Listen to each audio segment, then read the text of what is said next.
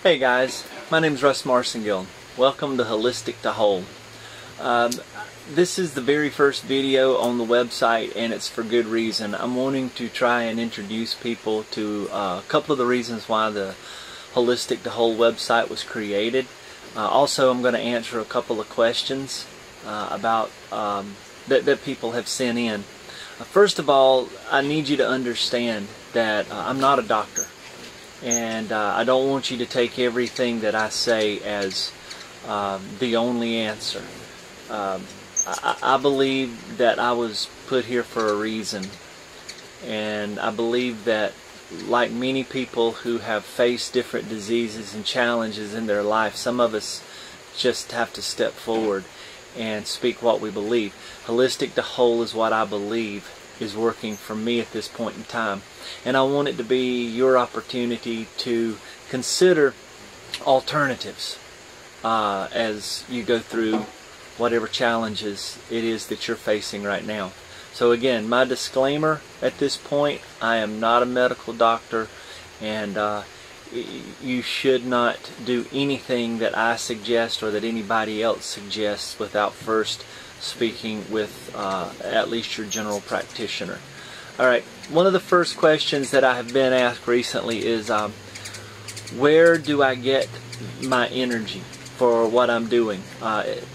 Because I have been diagnosed with throat cancer, and I seem to feel really good and upbeat most of the time. And I think it comes a lot from the diet that I have chosen. You know, I think people expect me to appear sick, and I don't, and at this time. And I believe the reason that I don't appear sick is I eat extremely healthy. I have completely changed my SAD diet, standard American diet, which consisted of a lot of sugar and a lot of red meat and pretty much fast food. And I've exchanged it for more of a vegetarian diet. I do have a little meat from time to time. I eat very little, if any, sweets at all. If I eat sweets, it's in some type of natural form. And there are a lot of natural sugars that we can consume. So my energy just comes from primarily my diet, but also 3 days a week I try to get in some cardiovascular exercise, which helps bring oxygen into my body. Also, I get my energy, I think, from my family. I get a lot of support from my family. They stand behind what I'm doing. Didn't so much in the beginning, especially some of my sibling, my brother, his wife, some of my mom, my dad. They all kind of questioned, "Are you making the right decision? Are you sure this is really what you want to do?" But they know me, and they know that I've always taken the road less traveled, and I do it for a reason. Okay. Another question that came in: what if I am unable to exercise?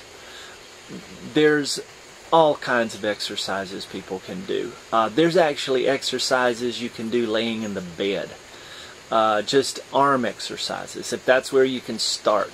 Sitting in a chair, leg exercises, lifting your legs, and you hear the tweeting. I have a hummingbird feeder nearby, and they're feeding. And if you find a way to exercise, do it. Lifting books. You can do crunches laying in the bed. You can do leg exercises laying in the bed. For some people who are really sick, I mean, just if there's a way of getting some fresh air, get outside, raise a window. And I definitely recommend not laying around in the dark. We're going to get into talking about attitude and seeing ourselves healed. We're going to talk about that in the coming weeks. But I definitely recommend opening windows, opening doors, and spend at least an hour or two a day getting some fresh air. Vitamin D comes from the sun, and that's a great cancer fighter in and of itself. Sunburning. You're not out to get blistered. You're out to absorb the natural vitamin D that can come from the sun. Another question, let's see. One person said that they just have no positive influences in their life that can help them in doing this. Very few people are going to get positive influence in any. I mean, do you have to have a positive influence to get up and change clothes in the morning? Do you have to have a positive influence to brush your teeth? I would hope that this is something that you're going to get up and do this because you want to live another day, another month, another year, another 10 years, another 20 years. See yourself 20 years from now. Envision yourself whole and healed. Be your own encouragement. Write letters. Get a journal and start journaling your hopes, because when the bad days come, then you have something to reflect on and feel better about. Okay? And then one last question that I got: why am I against orthodox medicine? I am not against orthodox medicine. If I need a doctor, I have a general practitioner. I have spoken to him on many occasions about what's going on in my life. Does he agree with everything I'm doing? Absolutely not. Of course, he feels that I need to be doing orthodox treatments for most of it. Here's the thing we have to remember about doctors. They're licensed. They have been given a license from whatever state they're in, from the medical field, and they have to stay within the guidelines that gave them that license to practice medicine. And if they do anything outside, I know of more than one person who is a licensed practitioner or a licensed nurse, and they may know that there's something that that person can do for themselves naturally, but by law they cannot tell that person what they think personally. And I actually heard this on a video series we were watching called The Truth About Cancer. Fantastic video series. It's an 11-part series, and we'll put, I think we have some information on that in our link section of the website. But The Truth About Cancer, they mention that if a doctor, an oncologist, is diagnosed with cancer, 90+% of them say that they would not treat themselves the way they treat their patients. They would go about it in a more holistic way. Another thing in doctors today, if you look at most people in the professional medical field, they're extremely healthy people. And that's because they have seen so much sickness that they know that it's important to keep a good, strong, healthy body. Doctors are incredibly intelligent people, and I think the field that they work within, if I needed a doctor for surgery, if I got hurt in an accident and I needed a doctor, I will go to the one I feel would do the best. I wish, and part of the mission of Holistic to Whole is, I see the day coming whenever doctors will not only be able to recommend prescription drugs, but they'll be able to recommend some holistic approach that goes along with the surgery or the chemo or the radiation. Chemo and radiation destroys the immune system. They know that.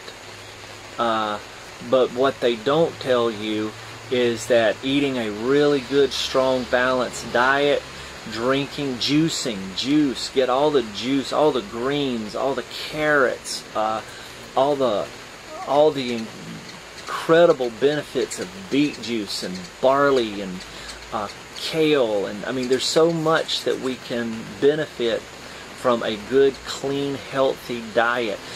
Drop the sugar. Sugar feeds cancer.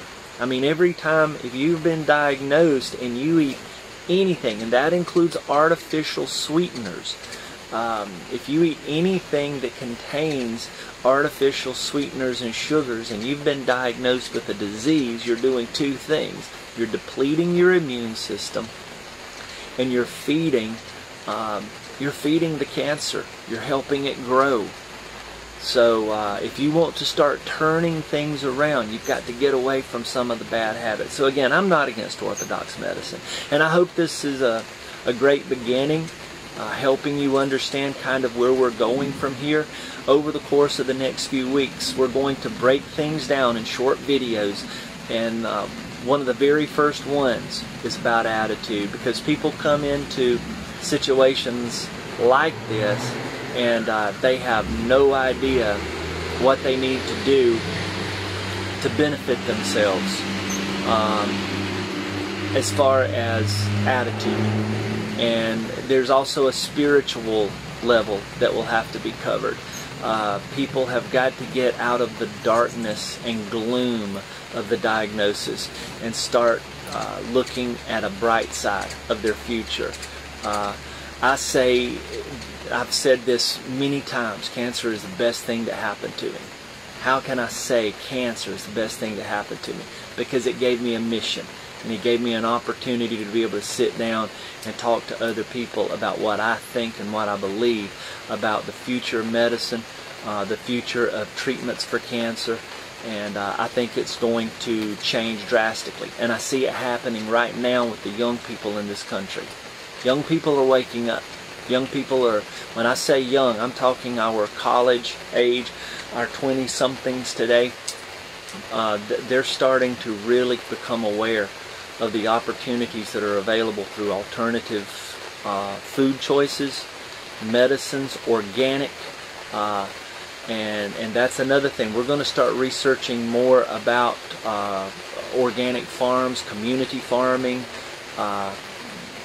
people that share their work in farming over the course of the next couple of months and years. It's going to be a great journey, and I really hope you'll hang around for it.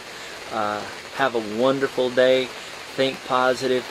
Keep coming back and visiting this website, and get ready, because Holistic to Whole, we're going to see things change. Okay? God bless. Have a great day. Peace out.